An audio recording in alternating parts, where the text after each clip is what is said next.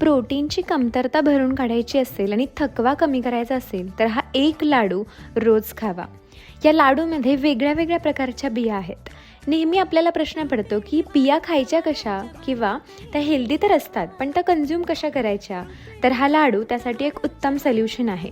या लाडूमध्ये फक्त बियाच नाही तर ड्रायफ्रूटसुद्धा आहे. तर आता हिवाळ्यासाठी लागणारा डिंकसुद्धा या लाडूमध्ये टाकलेला आहे. या व्हिडिओमध्ये दाखवल्याप्रमाणे हे सगळे इन्ग्रेडियंट्स तुम्ही कढईमध्ये हलकेसे रोस्ट करून तुमच्या रेसिपीमध्ये वापरू शकता. मी इथं गोडवा आणण्यासाठी थोडासा गुळाचा सुद्धा वापर केलेला आहे. तो कम्प्लिटली ऑप्शनल आहे. मला हवं असेल तर तुम्ही गूळ स्किप सुद्धा करू शकता.